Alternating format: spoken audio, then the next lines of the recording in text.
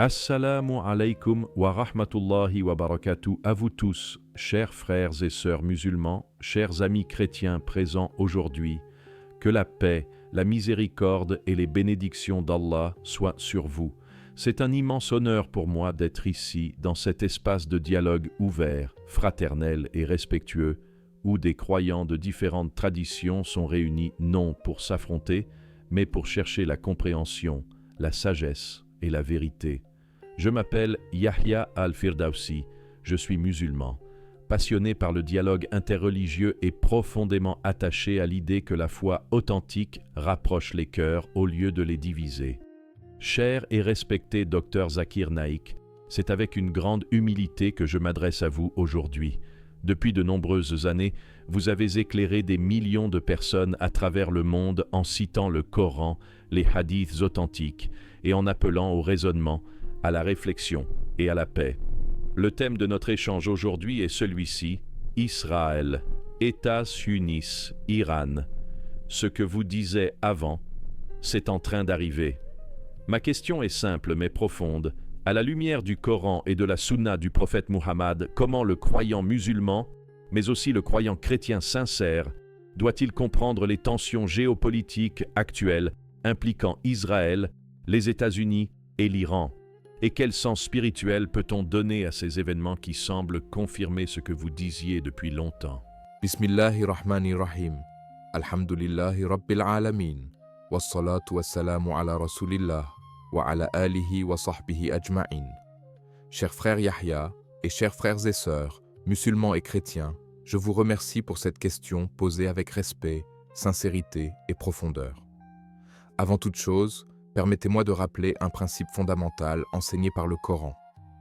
Allah dit dans la sourate Al-Imran, verset 64, « Dis, aux gens du livre, venez à une parole commune entre nous et vous, que nous n'adorions qu'Allah, sans rien lui associer. » Voilà le cœur du dialogue islamo-chrétien. Une recherche sincère de la vérité, guidée par la révélation et la raison. Lorsque nous parlons des relations entre Israël, les États-Unis et l'Iran, beaucoup veulent immédiatement y voir uniquement une lecture politique, militaire ou stratégique. Or le croyant, qu'il soit musulman ou chrétien, ne peut se contenter d'une lecture superficielle. Le Coran nous enseigne à regarder les événements avec une vision plus large, une vision spirituelle et morale. Allah dit dans la sourate Al-Baqarah, verset 216, « Il se peut que vous détestiez une chose alors qu'elle est un bien pour vous, et il se peut que vous aimiez une chose alors qu'elle est un mal pour vous. Allah sait alors que vous ne savez pas. » Ce verset nous rappelle une réalité essentielle. Les événements du monde ne se déroulera pas sans sagesse divine, même lorsque cette sagesse nous échappe. Depuis des années, j'ai expliqué que le comportement des grandes puissances, leur soutien inconditionnel à certaines injustices et leur hostilité envers d'autres peuples musulmans ne pouvaient pas rester sans conséquences. Le Coran est très clair sur la loi divine concernant les nations.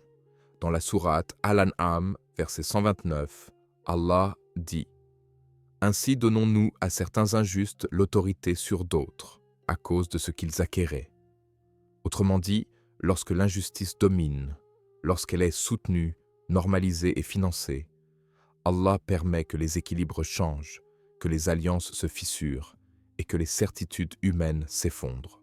Concernant Israël, il est important de distinguer, comme le Coran nous l'enseigne, entre une communauté religieuse et des choix politiques. Le Coran parle longuement des enfants d'Israël, parfois pour rappeler leurs faveurs, parfois pour dénoncer leurs dérives. Allah dit dans la sourate Al-Ma'ida, verset 12, qu'il avait conclu une alliance avec les enfants d'Israël, mais il dit aussi qu'ils ont rompu cette alliance. Le message est clair. Aucun peuple n'a un chèque en blanc auprès de Dieu. Ni les musulmans, ni les juifs, ni les chrétiens. Ce qui compte, ce sont la justice, la foi sincère et le respect des commandements divins. Quant aux États-Unis, ils représentent aujourd'hui une puissance mondiale qui influence profondément les équilibres géopolitiques. Le croyant n'est pas naïf. Le Coran nous appelle à être lucides. Allah dit dans la sourate Al-Anfal, verset 60, que les croyants doivent être préparés, vigilants et conscients des rapports de force. Mais le Coran rappelle aussi que la puissance matérielle n'est rien face à la volonté d'Allah. Dans la sourate Al-Qasas, verset 78, Qarûn pensait que sa richesse venait de son intelligence, mais Allah l'a englouti avec tout ce qu'il possédait. C'est une leçon universelle pour toutes les superpuissances, passées, présentes et futures. L'Iran, pour sa part, est un pays musulman chiite qui s'est positionné en opposition à certaines politiques occidentales et israéliennes. Là encore, l'islam sunnite, que je représente, n'appelle ni à l'aveuglement ni à l'idéalisation. Le Coran nous commande la justice, même envers ceux avec qui nous sommes en désaccord. Allah dit dans la sourate Al-Ma'ida, verset 8, « Ô vous qui croyez, soyez stricts dans vos devoirs envers Allah et équitables dans vos témoignages, et que la haine pour un peuple ne vous incite pas à être injuste. Soyez justes, cela est plus proche de la piété. » Ainsi, ce que j'ai toujours dit, et ce qui est aujourd'hui visible, c'est que lorsque les alliances sont construites sur l'injustice, la domination et le mépris du droit des peuples, elles deviennent fragiles. Les tensions entre Israël, les États-Unis et l'Iran ne sont pas un hasard. Elles s'inscrivent dans une logique que le Coran a décrite il y a plus de 1400 ans. Les nations montent et chutent selon leur rapport à la justice et à Dieu. Pour les chrétiens présents ici, je tiens à dire ceci avec respect. Jésus, paix sur lui, que nous appelons Issa ibn Maryam, a prêché la justice, l'humilité et la soumission à Dieu. Le Coran confirme cela. Allah dit dans la sourate Al-Imran, verset 52, que Jésus a appelé à être des alliés de Dieu. Le message de Jésus n'était pas un message de domination politique, mais un appel à la droiture. Lorsque des États se réclament de valeurs bibliques ou chrétiennes tout en soutenant l'oppression, il y a une contradiction morale que le croyant sincère, musulman ou chrétien, doit interroger. Ce que nous voyons aujourd'hui, c'est une accélération de l'histoire. Les masques tombent. Les discours de paix sont confrontés à la réalité des actes, et cela confirme ce que j'ai souvent rappelé. Le Coran n'est pas un livre du passé, mais un livre vivant, qui éclaire notre présent. Le prophète Mohammed a dit dans un hadith authentique rapporté par Muslim que les croyants ne doivent pas être trompés 2 fois par la même erreur. Cela signifie que la communauté croyante doit apprendre, observer et tirer des leçons. La finalité n'est pas la haine ni le chaos, mais le retour vers la justice et la vérité.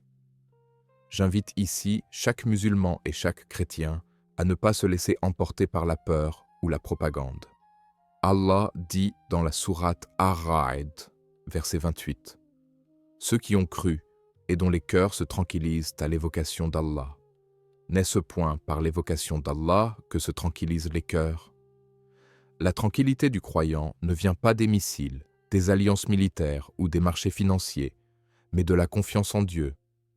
Avant de poursuivre plus loin, je souhaite inviter ceux qui trouvent cet échange utile et éclairant à soutenir ce travail de dialogue et de vérité. Abonnez-vous, aimez, partagez cette discussion autour de vous et surtout, commentez avec ces mots qui rappellent l'unicité et la grandeur de Dieu. Allah Akbar.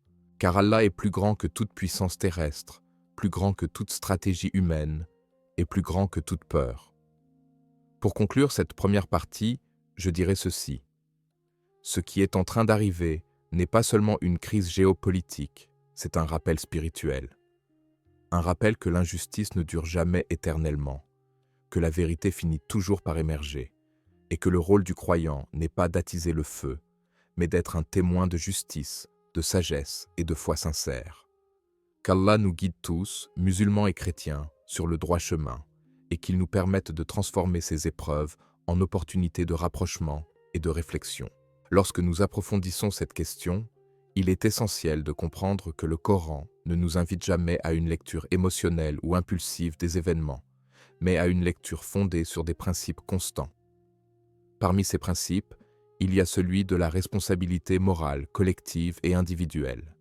Allah dit dans la sourate Al-Isra, verset 15, « Nul ne portera le fardeau d'autrui ». Cela signifie que, même si nous parlons de nations, d'États et de blocs géopolitiques comme Israël, les États-Unis ou l'Iran, chaque individu reste responsable de sa position morale, de son intention et de ses actes. Le croyant ne se laisse pas aveugler par les slogans ou les affiliations, mais se demande « Où est la justice? Où est l'oppression? Où est la vérité? Et surtout, quelle est ma responsabilité devant Allah face à ce que je vois et à ce que je soutiens, consciemment ou inconsciemment ?» Depuis longtemps, j'ai rappelé que le Coran décrit des schémas historiques récurrents.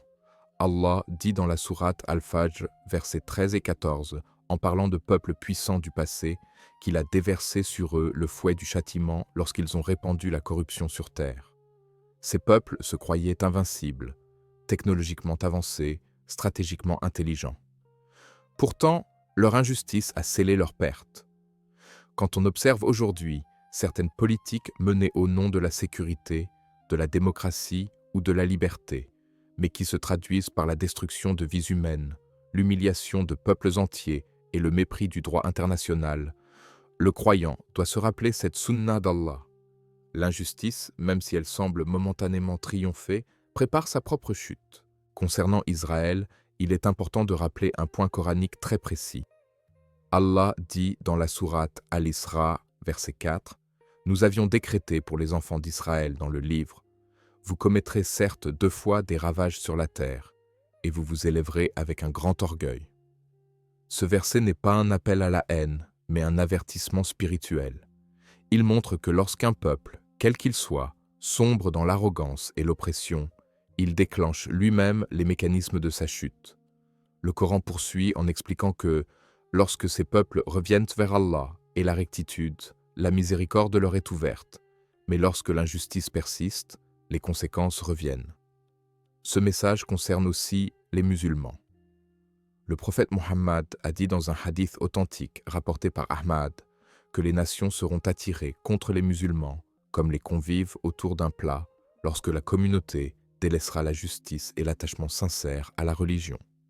Cela signifie que nous ne devons pas analyser le monde en pensant toujours que l'autre est le problème. Parfois, l'épreuve est aussi un miroir pour la communauté musulmane elle-même. Les États-Unis, en tant que puissance mondiale, jouent un rôle central dans ces tensions. Le Coran nous invite ici à réfléchir à la notion de pouvoir. Allah dit dans la sourate Al-Imran, verset 26, « Tu donnes la royauté à qui tu veux, et tu arraches la royauté à qui tu veux. Tu élèves qui tu veux, et tu abaisses qui tu veux. Aucun empire n'est éternel. Aucune alliance n'est garantie. » Lorsque j'ai expliqué par le passé que les États-Unis, malgré leurs forces militaires et économiques, ne sont pas à l'abri d'un déclin moral et stratégique, ce n'était pas une prophétie personnelle, mais une lecture coranique de l'histoire. Le Coran ne nomme pas les États-Unis, mais il décrit le comportement des puissances dominantes à toutes les époques. Elles imposent leur volonté, soutiennent ceux qui servent leurs intérêts et abandonnent ceux qui ne leur sont plus utiles. Cela crée inévitablement des fractures, des tensions internes et des oppositions externes. Ce que nous voyons aujourd'hui entre les États-Unis, Israël et l'Iran est une illustration de cette réalité. Quant à l'Iran, beaucoup de musulmans sunnites ont des divergences théologiques profondes avec le chiisme iranien. Cela ne doit cependant pas nous empêcher de reconnaître une chose. Lorsqu'un peuple musulman, quel qu'il soit, est pris pour cible, menacé ou sanctionné injustement, le principe islamique de la justice nous oblige à être équitables. Allah dit dans la sourate An-Nisa, verset 75, en posant une question puissante. « Et qu'avez-vous à ne pas combattre dans le sentier d'Allah et pour les faibles parmi les hommes, les femmes et les enfants ?» Ce verset parle de la défense des opprimés, pas de la défense d'idéologies ou de régimes aveuglement. Ainsi, le musulman mature distingue entre soutenir la justice et soutenir un État dans toutes ses actions. Cette nuance est essentielle pour ne pas tomber dans le manichéisme. Pour nos frères et sœurs chrétiens qui écoutent, il est important de rappeler que le Coran nous demande de parler d'eux avec respect lorsqu'ils sont sincères. Allah dit dans la sourate Al-Ma'ida, verset 82, que parmi les plus proches des musulmans en affection, il y a ceux qui disent « Nous sommes chrétiens », parce qu'il y a parmi eux des prêtres et des moines, et qu'ils ne s'enflent pas d'orgueil.